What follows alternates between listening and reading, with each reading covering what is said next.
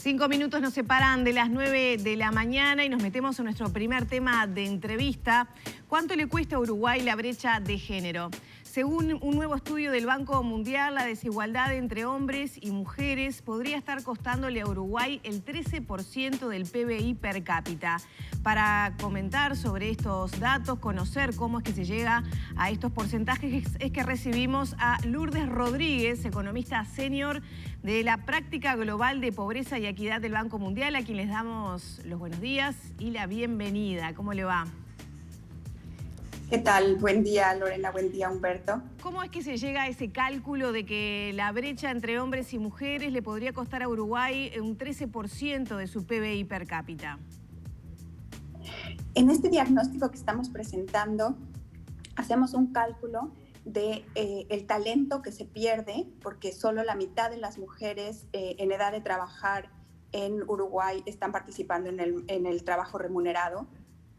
Eso está por debajo de los hombres, unos 18 puntos porcentuales debajo de la participación de los hombres, y además ganan en promedio 31% menos que los hombres por el mismo trabajo.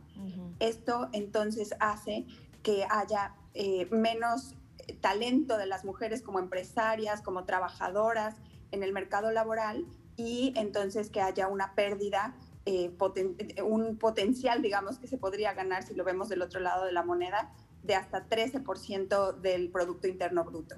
En números netos, para que la gente sepa, en dólares también han hecho el cálculo, ¿cómo es lo que se pierde?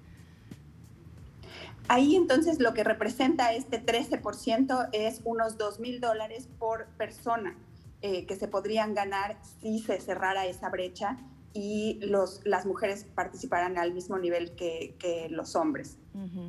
Las tareas no remuneradas que están naturalmente, por llamarlo de alguna manera, asignadas a las mujeres, ¿son el principal freno del ingreso de las mujeres al mercado laboral? Sí, lo que identificamos como los dos grandes obstáculos son la sobrecarga de los trabajos de cuidado, de las tareas domésticas en casa que las mujeres enfrentan, y los bajos salarios, porque esto hace un círculo vicioso.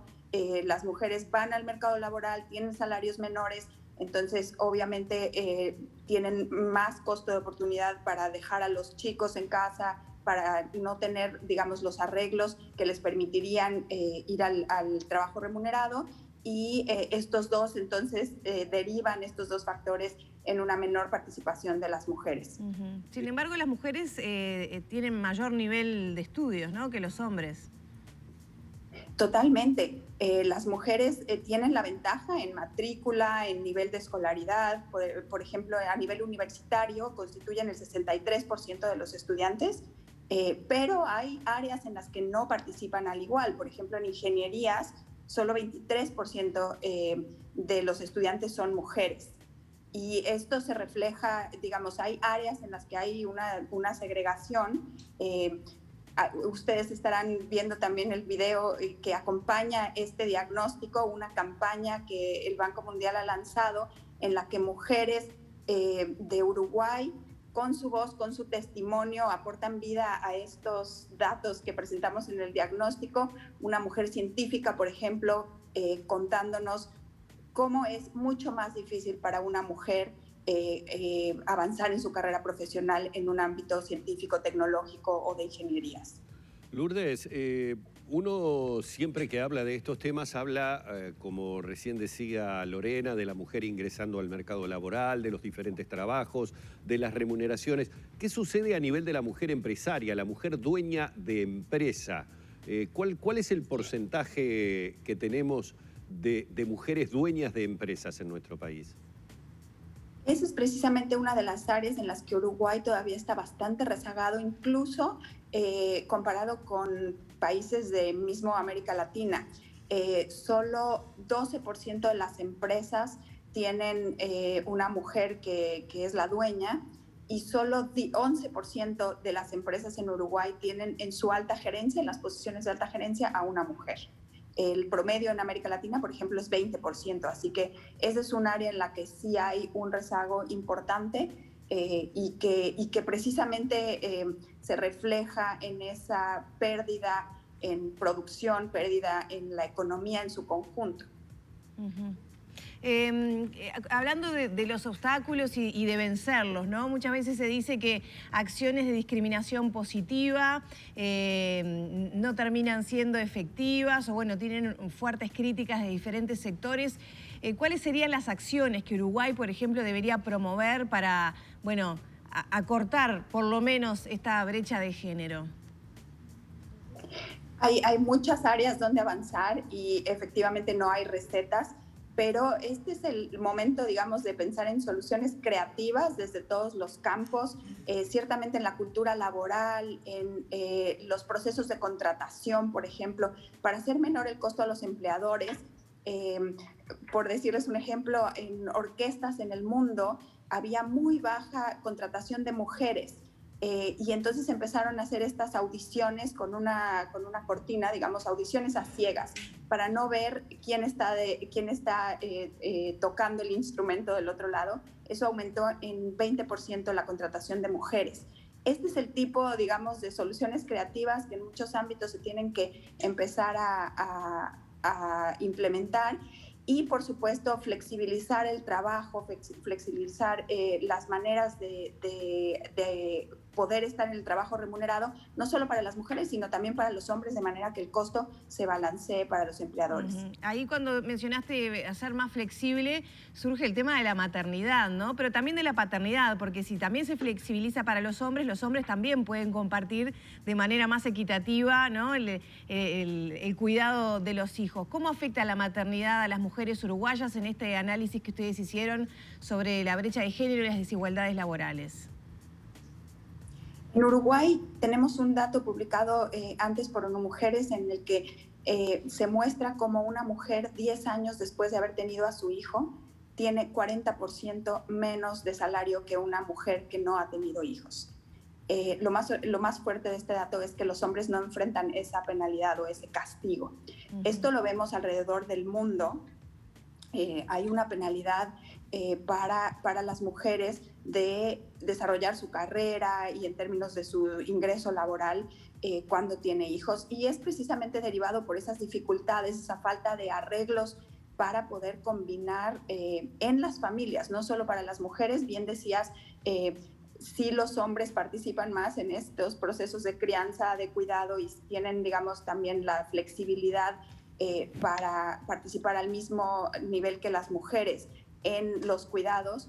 Eso va a redituar en un mayor balance también en el mercado laboral.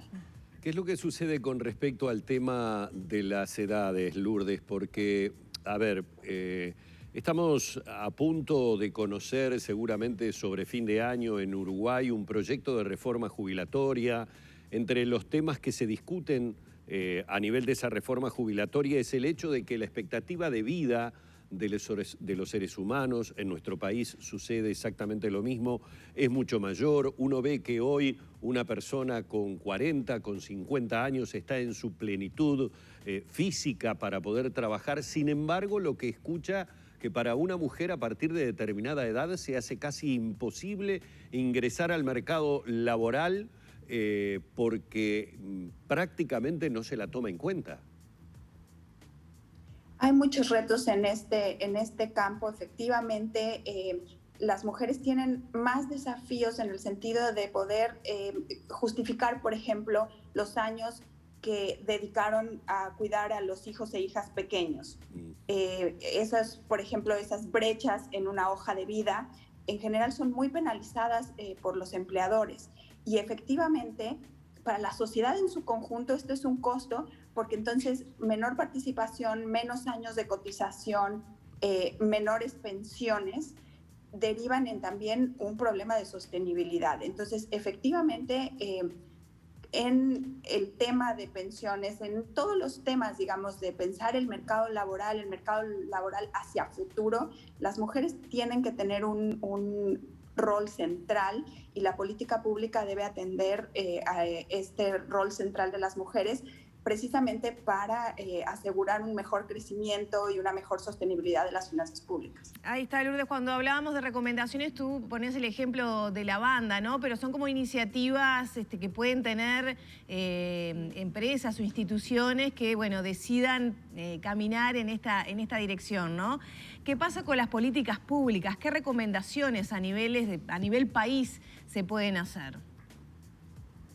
Sí, el diagnóstico que estamos presentando, más que recomendaciones, lo que hace es un mapeo de cuáles son, digamos, las restricciones más importantes que se deberían de atender, volviendo entonces a estas dificultades de las mujeres de balancear familia y trabajo remunerado y la baja participación en carreras, en ocupaciones que son las del futuro y que son las mejores pagadas. Entonces, definitivamente la política pública tiene que voltear a ver estos dos obstáculos grandes y siempre está la discusión del costo, porque por supuesto estamos en momentos de pocos recursos, siempre hay que ver la eficiencia del gasto. Este número que estamos nosotros planteando de un 13% de beneficio potencial por cerrar las brechas también nos hace poner en contexto los beneficios, de manera que el costo sí puede ser alto, pero los beneficios para la sociedad en su conjunto también son importantes. No sé si son comparables o no las cifras que pueda tener nuestro país con respecto a otros países, pero ¿es una situación que podríamos decir tiene que ver con todo el mundo o hay determinados países que sí ya han podido avanzar hacia una equidad o hacia una igualdad de la que Uruguay de repente está demasiado distante?